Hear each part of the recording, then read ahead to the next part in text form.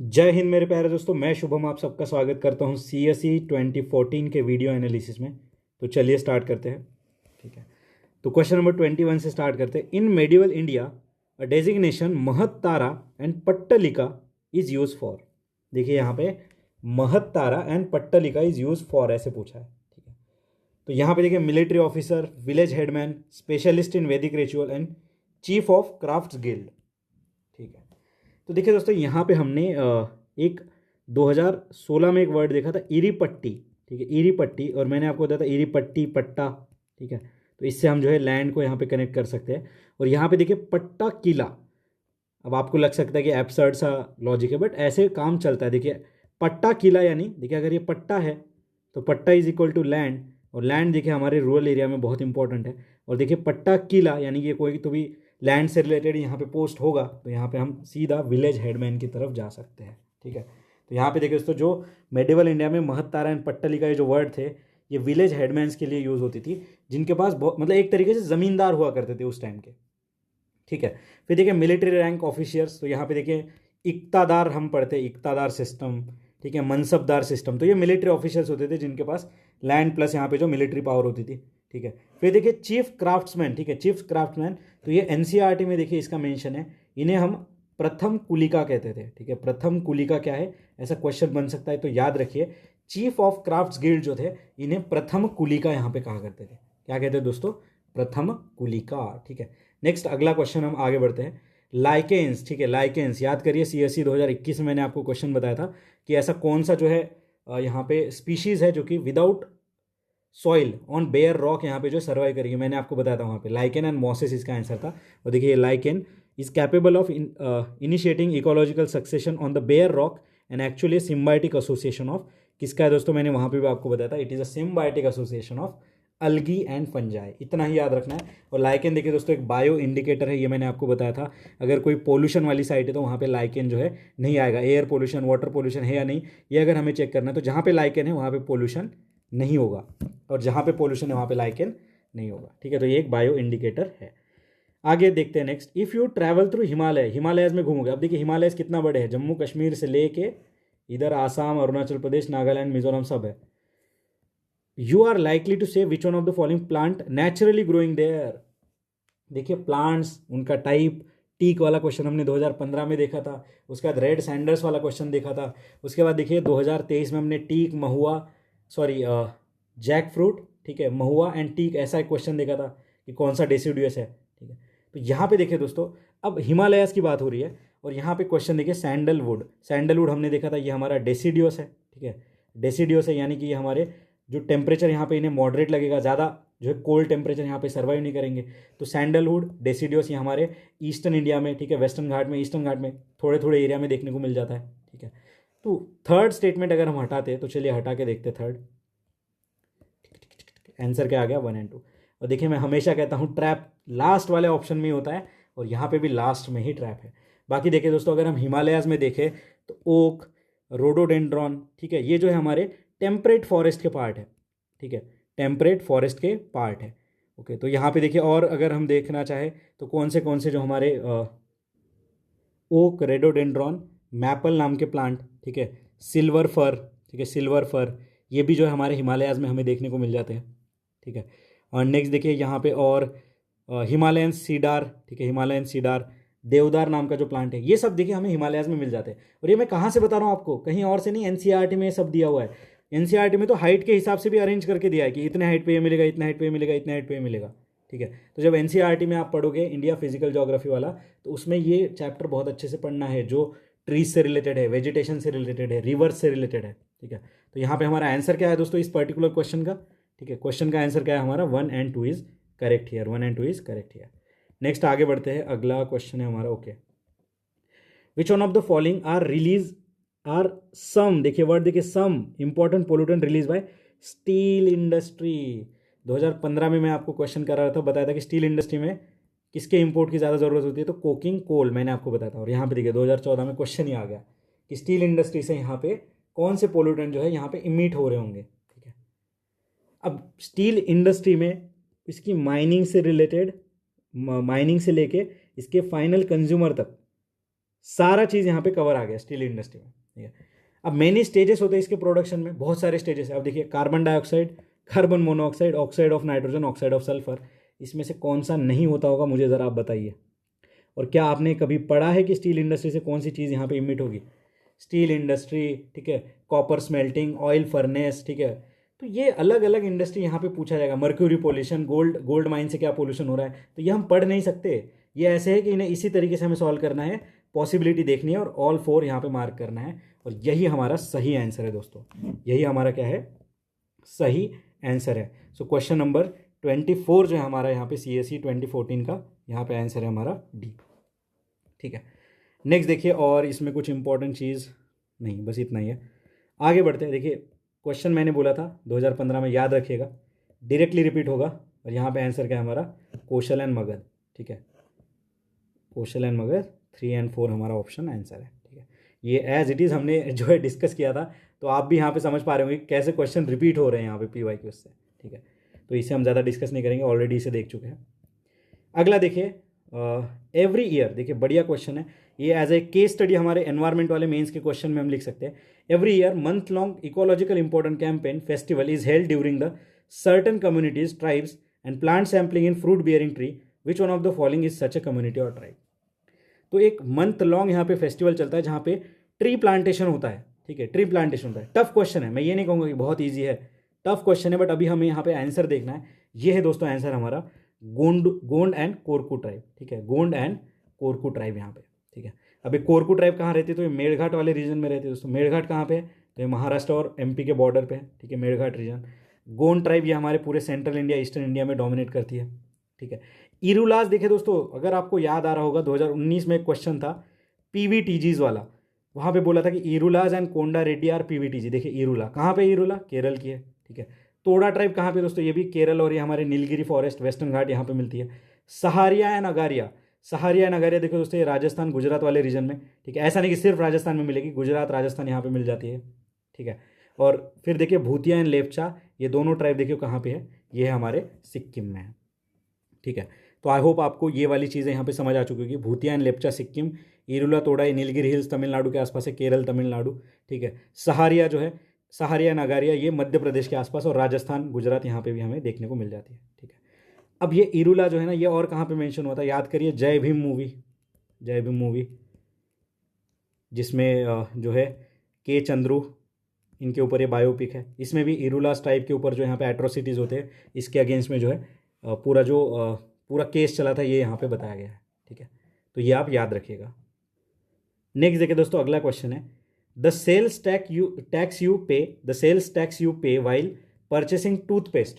अब ये sales tax जो हम टूथपेस्ट या फिर लेते हुए क्या जो लगता है ये, अब देखिए सबसे पहले तो सेल्स टैक्स देखिए इनडायरेक्ट टैक्स है, अगर हम टूथपेस्ट लेते हुए ले रहे हैं तो डायरेक्ट टैक्स तो होगा नहीं, ठीक है। It is tax impose by central government, tax impose by central government but collected by state government. It is a tax impose by state government but collected by central government, देखिए दोनों एक दूसरे के अपोजिट में। And it is tax impose and collected by state government. तो यहाँ पे देखिए दोस्तों, अभी ये सेल्स टैक्स ये सारी चीज़ें तो खत्म हो चुकी है GST के आने के बाद, यहाँ पे सीधा आंसर है हमारा D, tax impose and collected by state government, ठीक है। तो ये याद रखिए, ठीक है, ये GST के अंदर अभी आ गया, बट उस टाइम पे इसका आंसर डी था। अभी ज़्यादा इसके ऊपर जो है चर्चा करने में कोई फ़ायदा है नहीं, ठीक है। आगे देखते हैं, वेंचर कैपिटल मतलब क्या होता है। देखिए इकोनॉमी का टर्म यहाँ पे दोबारा से आ गया, वेंचर कैपिटल मतलब क्या है, बेसेल क्या है, ठीक है, लीगल टेंडर क्या है, आप समझ पा रहे हो यहाँ पे। तो देखिए दोस्तों, वेंचर कैपिटल क्या है, तो सिंपली देखिए, जब भी हम इकोनॉमी में बिजनेस से रिलेटेड चीज़ें पढ़ते हैं तो यहाँ पे ये एक लॉन्ग टर्म स्टार्टअप कैपिटल होते हैं जो कि न्यू एंटरप्रेन्योर को प्रोवाइड किया जाता है, बड़े पैसे वाले जो इन्वेस्टर होते हैं उनके द्वारा। तो ये होता है वेंचर कैपिटल, इन्हें शॉर्ट फॉर्म में VC भी कहते हैं, ठीक है, वेंचर कैपिटल, ठीक है। तो ये जो लॉन्ग टर्म के लिए पैसा देते हैं, जिस पैसे से टेक्नोलॉजी, ठीक है, ये सारी चीज़ें जो है प्रोवाइड करता है एंटरप्रेन्योर खुद के बिजनेस के लिए। शॉर्ट टर्म नहीं है, फंड प्रोवाइडेड इनकरिंग लॉसेस नहीं, ठीक है, रिप्लेसमेंट एंड रिनोवेशन नहीं। तो यहाँ पे क्या है, ये स्टार्टअप के लिए दिया जाता है वेंचर कैपिटल फंड, ठीक है। अगला क्वेश्चन देखिए दोस्तों, थोड़ा सा आउटडेटेड क्वेश्चन है ये, क्योंकि 5 ईयर प्लान तो अभी बंद ही हो चुके हैं, बट उस टाइम पे चलते थे। तो main objective of 12th 5 year plan क्या था दोस्तों, यहाँ पे आंसर डायरेक्टली डी है। इतना याद रखिए, ज़्यादा इसमें PhD मत करिए, ठीक है, क्योंकि 12th 5 ईयर प्लान को बंद हुए अभी ज़माना हो चुका है, ठीक है, क्योंकि ये 2012 से 17 तक ही था, और अभी तो प्लानिंग कमीशन भी यहाँ पे ख़त्म हो चुका है। मतलब एक जो है हमारा UPSC एस्पिरेंट का टेंशन खत्म हो गया कि 5 ईयर प्लान आते ही उसको भी रटना पड़ता था, ठीक है। अगला क्वेश्चन देखते, question number 30, with reference to balance of payment, ठीक है, balance of payment which one of the following constitute current account. अब देखिए दोस्तों, बैलेंस ऑफ पेमेंट में करंट अकाउंट, कैपिटल अकाउंट, ये दो चीज़ें आती हैं, ठीक है।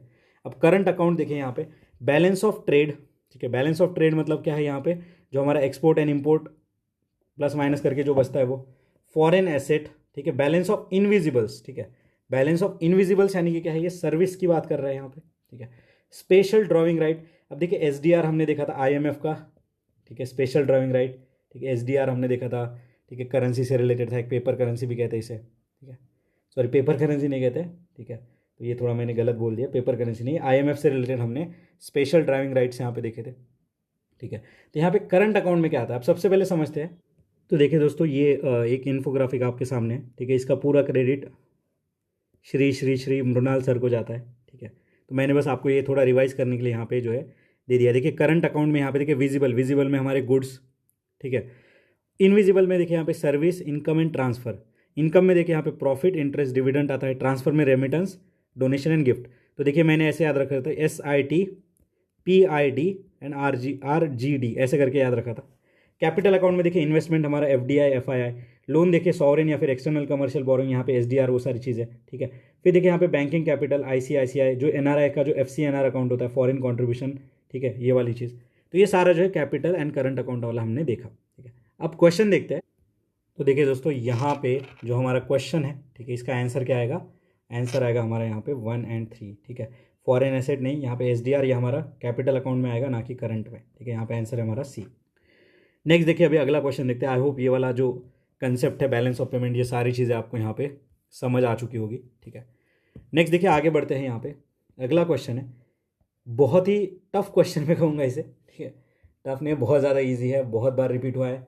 देखिए मार्जिनल स्टैंडिंग फैसिलिटी, ये मैंने मॉनेटरी पॉलिसी जब भी आपको पढ़ाया है, मॉनेटरी पॉलिसी कमेटी बताया, तब बताया था, ये बैंकिंग ऑपरेशन से रिलेटेड है दोस्तों। Net demand and time liability, marginal standing facility are the terms related to banking operations, ठीक है, बैंकिंग ऑपरेशन। अब ये मार्जिनल स्टैंडिंग फैसिलिटी क्या होता है दोस्तों, तो ये देखिए दोस्तों, रेट होता है जिसपे बैंक पैसा उठाती है फ्रॉम RBI, ठीक है, ठीक है, किस लिए, ओवरनाइट पैसा, ठीक है। It is the rate at which bank borrow funds overnight from RBI, ठीक है, against the approved government security. तो यहाँ पे देखिए गवर्नमेंट सिक्योरिटी देनी पड़ती है, ओवरनाइट के लिए पैसा बोरो करती है बैंक, कहाँ से, RBI से, ठीक है। तो ये होता है हमारा मार्जिनल स्टैंडिंग फैसिलिटी, ठीक है। बाकी कम्युनिकेशन नेटवर्क नहीं, मिलिट्री स्ट्रेटजी नहीं, supply and demand in agriculture product नहीं, और कोई इनसे रिलेटेड कोई इंपॉर्टेंट हिंट भी मुझे यहाँ पे नहीं मिला है इन क्वेश्चन से रिलेटेड, ठीक है। आगे देखते क्वेश्चन नंबर 32 क्या कहना चाह रहा है, ठीक है, थोड़ा डिटेल में पढ़ते हैं। गवर्नमेंट स्कीम से रिलेटेड क्वेश्चन है। क्या कह रहा है, what are the facilities the beneficial can get from the service of business correspondent in the branchless area of bank, ठीक है, बैंक सारथी भी से कहते हैं। अब देखिए उस टाइम पे दोस्तों स्कीम लॉन्च हुई थी और बहुत ज़्यादा न्यूज़ में चल रही थी उस टाइम पे, तो ये एक प्रकार है उस टाइम का करंट अफेयर का क्वेश्चन भी हम मान सकते हैं। अब कैन गेट, ठीक है, it enables the beneficiary in rural area to make deposit and withdrawal. Normal सी बात कह रहा है, रूरल एरिया में बेनिफिशियरी जो है डिपॉजिट विड्रॉल कर सकता है बैंक सारथी के हेल्प से, ठीक है। नेक्स्ट देखिए, it enables the beneficiary to draw their subsidies and social security benefit in the villages. अब जब डिपॉजिट एंड विदड्रॉ कर सकता है तो सोशल सिक्योरिटी बेनिफिट भी ले सकता है, ठीक है। अभी तो देखिए प्रधानमंत्री जनधन योजना आ चुकी है, बट उसके पहले ये जो बैंक करस्पॉन्डेंट थे ये भी हेल्प करते थे फाइनेंशियल इंक्लूजन जैसी चीज़ों में। तो यहाँ पे देखिए सिंपल नॉर्मल से स्टेटमेंट है, दोनों के दोनों हमारे यहाँ पे करेक्ट है दोस्तों, बोथ 1 और 2 इज करेक्ट, ठीक है। ये जो बिजनेस करस्पॉन्डेंट था ये RBI ने इनिशिएट किया था दोस्तों 2006 में, for what, for financial inclusion, ठीक है। नेक्स्ट देखिए यहाँ पे, उसके बाद नेक्स्ट देखिए दोस्तों, अगला क्वेश्चन है, in the context of Indian economy what is the purpose of statutory reserve requirement, SRR, ठीक है, SRR statutory reserve requirement, SRR, ठीक है, CRR मार्जिनल स्टैंडिंग फैसिलिटी, ठीक है। उसके बाद मॉनेटरी पॉलिसी कमेटी, RBI का रोल इन्फ्लेशन मैनेजमेंट में, अगर SLR कम होता है तो क्या होगा, ये सारी चीज़ें हम पहले ही कवर कर चुके हैं, ठीक है। अब देखिए यहाँ पे 4 स्टेटमेंट है, स्टैट्यूटरी रिजर्व रेशो क्यों यहाँ पे मेंटेन करना है। 4th से पढ़ना चालू करते हैं। To force bank to have sufficient vault cash to meet their day to day requirement. To force bank, देखिए फोर्स करना कितना निगेटिव लग रहा है कि फोर्स करना बैंक को। उसके बाद देखिए क्या कह रहा है, to prevent the commercial bank from making excessive profits, excessive profits, ठीक है। To make the people's deposit with the bank safe and liquid, and to enable the central bank to control the amount of advances the bank can create. अब देखिए यहाँ पे इन चारों में से सबसे ज़्यादा भद्दा और सबसे ज़्यादा जो वेग ऑप्शन हमें कौन सा लग रहा है वो है 4। 4 हटा के देखते हैं, ठीक है। देखिए 4 गया तो ये चला गया, अब बचा क्या, देखिए 1, 1 एंड 2 एंड 2 एंड 3, ठीक है। अब इन तीनों में से हमें सबसे जो है इंपॉर्टेंट या फिर सबसे यहाँ पे जो है सेंस कौन सा बना रहा है, तो देखिए यहाँ पे स्टैट्यूटरी रिजर्व रेशो हमें पता है ये आरबीआई सेट करता है, तो क्या कह रहा है, enable the central bank to control the amount of advances bank can create, और ये इनडायरेक्टली या डायरेक्टली हेल्प करता है आरबीआई को, किसके लिए, इन्फ्लेशन कंट्रोल के लिए। तो अगर फर्स्ट हमारा सही है तो ये भी उड़ गया, फिर बचा क्या 1 एंड 1 एंड 2, एंड सेकेंड क्या कह रहा है दोस्तों, to make the people's deposit, क्या कह रहा है, to make the people's deposit with bank safe and liquid. नहीं, यहाँ पे पीपल्स डिपॉजिट का कोई लेना देना नहीं है, यहाँ पे हमारा आंसर है 1 ओनली। तो इस तरीके से देखिए दोस्तों हमने ऑप्शंस को एलिमिनेट करके 50-50 तक पहुँच के यहाँ पे आंसर तक जो है आ चुके हैं। तो ये जो स्टैट्यूटरी रिजर्व रेशो होता है दोस्तों, ये आरबीआई जो है एक मैंडेट करती है कमर्शियल बैंक को कि इतना इतना पैसा आपको जो है रखना पड़ेगा, ठीक है। इसके अलग अलग लिमिट्स होती है, कितना रखेगा क्या रखेगा, इन टेक्निकलिटीज़ में हमें नहीं जाना है, ठीक है। तो यहाँ पे आंसर है हमारा 1 ओनली। नेक्स्ट अगला क्वेश्चन हम देखते हैं, recently a series of uprising referred as Arab spring is originated from. Current affair का क्वेश्चन है दोस्तों, 2013-14 में अरब स्प्रिंग यहाँ पे हुआ था, कहाँ पे, ट्यूनीशिया में, ठीक है। ये प्रो डेमोक्रेसी मूवमेंट था, यहाँ पे जो भी ऑपरेसिव लीडर्स थे उनके अगेंस्ट में ये स्टार्ट हुआ था, ठीक है। 2010 में देखिए ओरिजिनली ट्यूनीशिया से स्टार्ट होता, बाद में ये अलग अलग देशों में यहाँ पे फैला था, ठीक है। और यहाँ पे बाकी देखिए दोस्तों, ठीक है, इतना ही हमारे काम का है। बाकी देखिए इजिप्ट, लेबनान, सीरिया, ये हमारे मिडल ईस्टर्न, ये हमारा नॉर्थ अफ्रीकन कंट्री है, ये देखिए वेस्टर्न अफ्रीका में आता है, ये मिडल ईस्ट में आते हैं। तो इतना ही देखिए हमारे लिए काम का है, ठीक है। और ज़्यादा देखिए अगर हम इसके डिटेल में जाना चाहें तो यहाँ पे इजिप्ट अभी बहुत ज़्यादा न्यूज़ में था, क्योंकि इनके जो देश के जो प्राइम मिनिस्टर है इन्होंने विजिट किया था, प्रेसिडेंट प्राइम मिनिस्टर ने हमारे इंडिया को, ठीक है। तो इसके देखिए बॉर्डरिंग कंट्रीज़ हमें पता होना चाहिए, देखिए लीबिया, सूडान एंड इसराइल, ठीक है, ये 3 बॉर्डरिंग नेशन है। लेबनान देखिए दोस्तों, इसराइल, लेबनान, ठीक है, हेजबुल्ला, ये जो है एक टेरर आउटफिट है, बहुत ज़्यादा न्यूज़ में आ रहा है आजकल, तो लेबनान के ऊपर भी क्वेश्चन आ सकता है। तो देखिए ये सीरिया एंड इसराइल, ठीक है, और मेडिटेरियन सी से बॉर्डर शेयर करता है।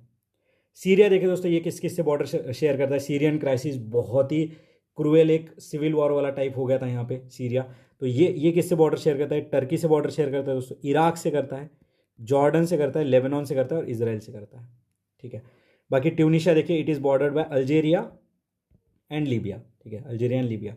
तो देखिए इतने सारे बॉर्डरिंग कंट्री याद होना मुझे पता है मुश्किल है, ठीक है, बट जब भी हम मैप को ऑब्जर्व करेंगे ना तो हमें थोड़ा इसको ध्यान से देखना है, क्योंकि एग्जामिनर क्या करेगा, इजिप्ट के पास वाला कंट्री छोड़ के कोई युगांडा यहाँ पे ऑप्शन में दे देगा, ठीक है। तो इस तरीके से चलेगा, तो हम ऑप्शन एलिमिनेट करके भी आंसर तक पहुँच सकते हैं।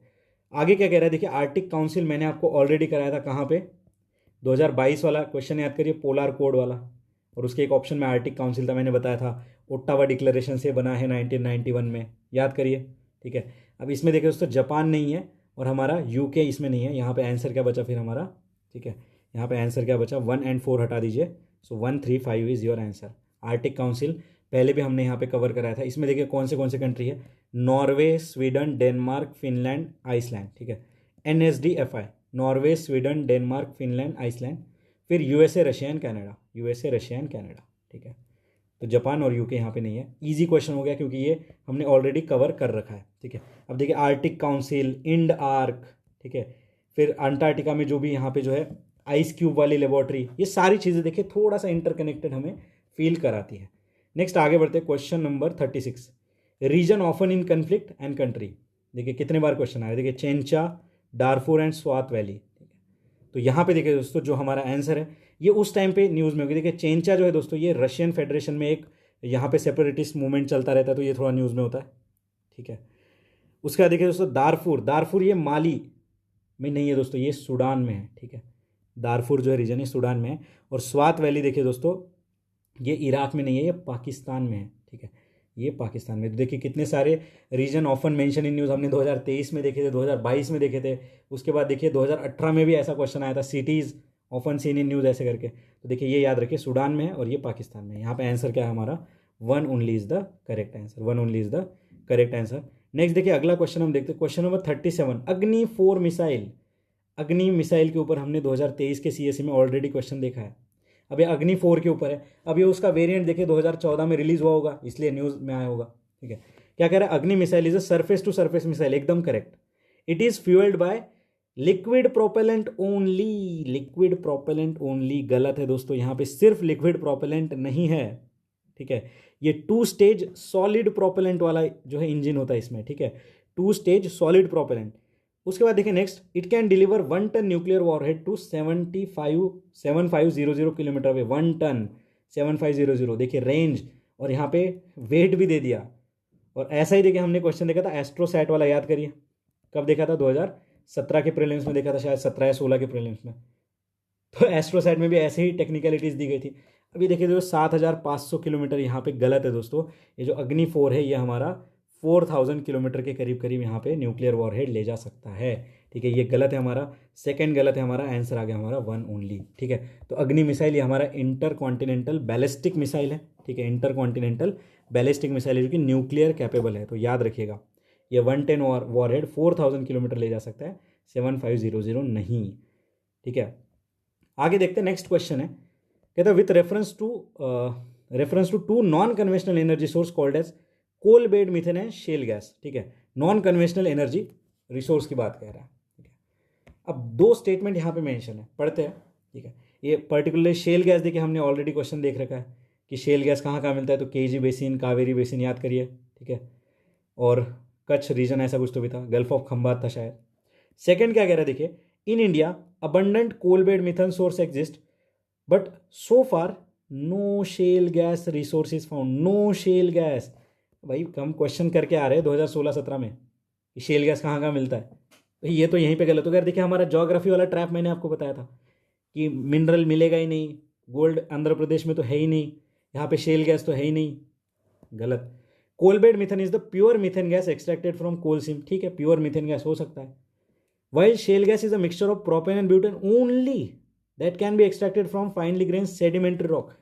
सिर्फ प्रोपेन एंड ब्यूटेन ही होगा। और यहाँ पे सोचने लायक बात ये भी कि coal bed methane pure methane, यार क्या डायरेक्ट कोल बेड मीथेन यहाँ से जो है माइन से निकाल के सिर्फ डायरेक्टली हमारे गाड़ी में भर दो, फिर कोल बेड मीथेन इतना प्योर है तो इम्प्योरिटीज़ होती है दोस्तों माइंस में। ठीक है, हमारे जो पेट्रोलियम रिजर्व है यहाँ पे इम्प्योरिटीज़ मैंडेटरी होती है, उन्हें एक्सट्रैक्ट करके उन्हें रिफाइन करना पड़ता है, रिफाइनरीज वही तो काम करती है। ठीक है, तो यहाँ पे देखिए दोस्तों ये वाला स्टेटमेंट भी गलत है, ओनली प्रोपेन एंड ब्यूटेन यहाँ पे नहीं होता, यहाँ पे बहुत सारे इथेन, ठीक है, बहुत सारे हाइड्रोकार्बन होते हैं इसमें, देखिए कार्बन डाइऑक्साइड, नाइट्रोजन, हाइड्रोजन, ठीक है, सल्फाइड, ये सारी चीज़ें हमें देखने को मिलती है। और इंडिया में कहाँ कहाँ मिल जाता है शेल गैस, मैंने ऑलरेडी बताया, कृष्णा गोदावरी बेसिन, आसाम वाले रीजन में, कैम्बे वाले रीजन में। ठीक है, उसके बाद देखिए कावेरी वाले रीजन में, इंडो गैंगेटिक प्लेन्स में मिल जाता है, और भी बहुत जगह पे मिलेगा।